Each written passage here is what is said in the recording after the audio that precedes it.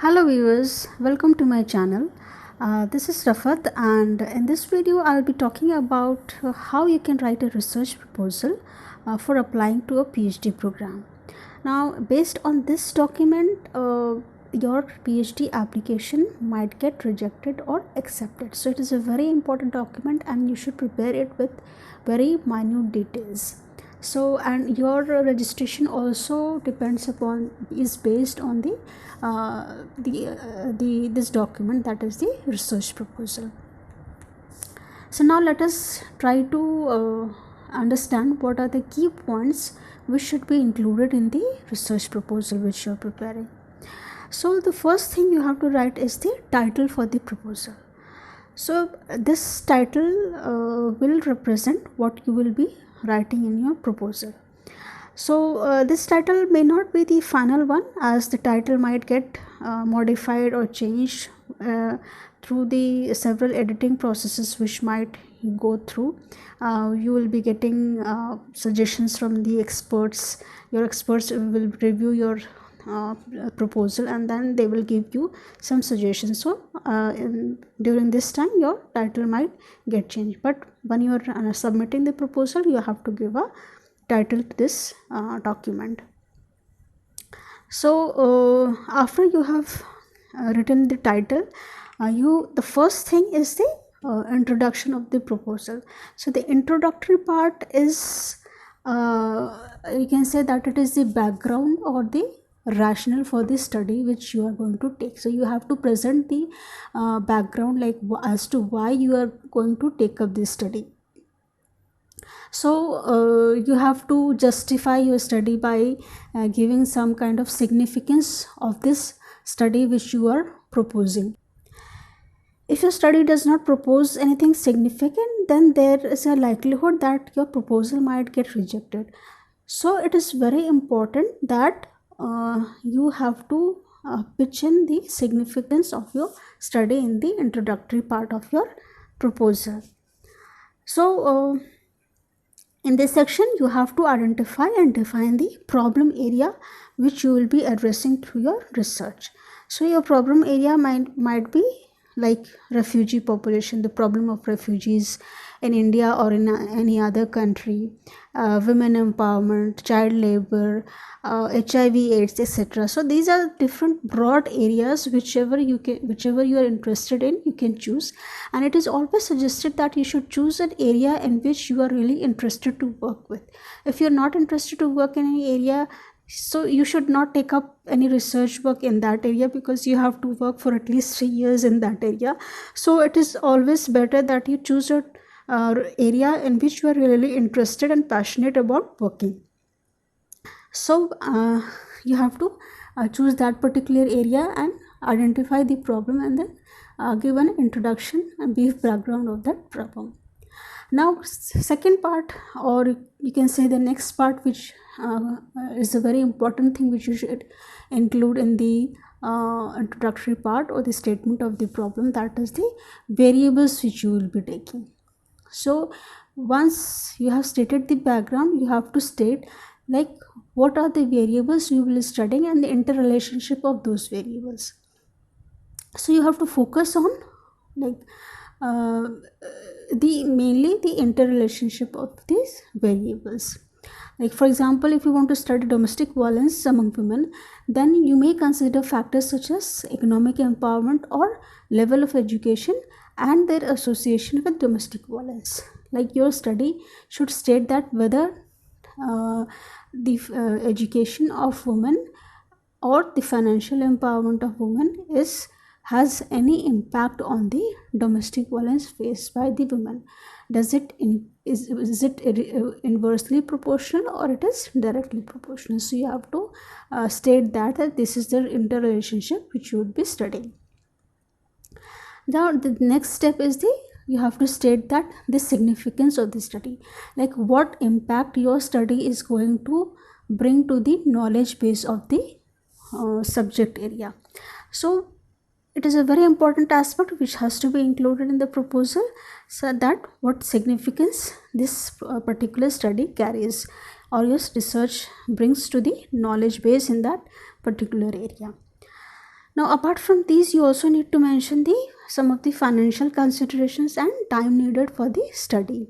So there might be some studies which need a lot of financial considerations, so that you have to state, and if you need some extra time, then that also you have to state in your proposal. So after you have given the introductory part, that is the statement of the problem, then next part comes the review of literature. So you have to give a brief review of literature related to the study area which you are going to take up. Now this review of literature also consists of certain key elements which you have to look into while you are giving the review of literature. Now first is the analysis of research papers and articles and books, etc. of other researchers in the same area who have worked in the same area, and then you have to state their what their findings were, what kind of methodology they took up. So you have to study these and state that in your proposal. So, and you also have to state that what other researchers have found, like what were their findings and what is the gap in the existing knowledge base. So other researchers might have also conducted studies in the same area, like HIV/AIDS or refugees or women empowerment. So you have to identify that what were the gaps, or what were the things left out by them which you would like to incorporate in your study. So how your study is going to address what others have not addressed. If already other people have addressed or studied the same thing which you have already which you want to study, then there is no point of your study being taken. So you always have to identify the gap existing in the existing knowledge base, and then that has to be presented in your review of literature. So after you have given the review of literature, you have to state the research questions or hypothesis. So the review of literature asks you to draw on the research questions and the hypothesis. So based on the literature review, you will formulate this hypothesis or research questions, and this would be answered by your study. So these research questions and hypotheses, they give a direction to your research. So because you have to answer only these questions, so your research will be going in a particular direction. And to further refine this direction, objectives are formulated. So you have to formulate the objectives of the study, which further provides clarity and enables the researcher to focus on the specific topic which is under study. Now for review of literature, there are many sources through which literature can be accessed, and apart from books and periodicals, there are e-resources such as JSTOR, Process, etc. So these are also very convenient and vast sources of literature which you can access while preparing your research proposal. So once you have given the review of literature or incorporated the review of literature, the next step that you have to write in the proposal is the research design and the sampling design. So the research design is the core of your research study. So a proper research design or an appropriate research design or methodology is the backbone of your study, and that provides a very much authenticity to your study. So this depends, like what kind of research study you are going to research design you are going to do, depends upon the nature of the study and the size of the sample which you have considered. So research designs like exploratory, descriptive, quasi-experimental these are some of the research designs which are commonly used in social work research. There are other types of also research which can be used. So for this research, different types of research design, there is another video which I have prepared on the detailed analysis of the different types of research design. So you can refer to the video in which I have mentioned that. So that will give you more clarity on the types of research design. Now once you have decided upon the research design, so based on it you would decide the population and sample of your study. So what would be your sample size? So a clear sampling design would give an authenticity to your proposal. So what will be your sampling design? So there are different types of sampling design. On that also there is another video which I have prepared, so you can refer to that video to get an understanding about the different types of sampling. So according to your research design, you can choose the type of sampling methodology which you want to incorporate in your research proposal. You also have to mention the tools of the study, like what kind of tools you will be utilizing, like whether your research will be qualitative research or whether it would be a quantitative research.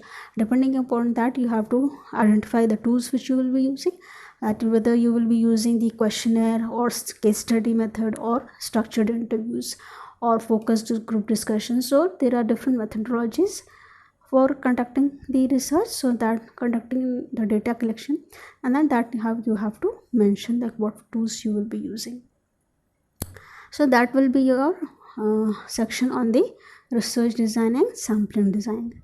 So the next section would be your like what kind of data analysis plan you have, and then the chapter scheme which you would like to propose. So once you have collected your data, you have to analyze the data. So you have to put the data to analysis, so that data analysis plan also have to be mentioned. So it is a very significant point to be mentioned in the proposal, and you have to be very particular about what kind of data analysis plan you are taking up. So it will include the tools such as the statisticals or thematic tools. Like if you are using quantitative analysis, then you will use statistical packages like SPSS or Stata, or if you're taking up qualitative data analysis, then thematical analysis of the qualitative data would be an appropriate tool for the data analysis. So this will be based on the research design which you have taken. So accordingly you have to propose the tools for the statistic or analysis of your data.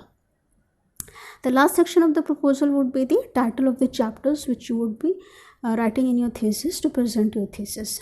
Like your thesis would comprise of different sections which you would have to write under different heads, so which would comprise of the chapters of your thesis. So you have to mention a detailed chapter scheme, like what would be writing in your first chapter, what would you be writing in the second chapter, what would third chapter, what it could consist of. So you have to present a good chapter scheme, and at the end of the proposal you have to mention the literature referred by you under the head of references. So whatever literature review you have done, you have to cite it and give it in the reference section.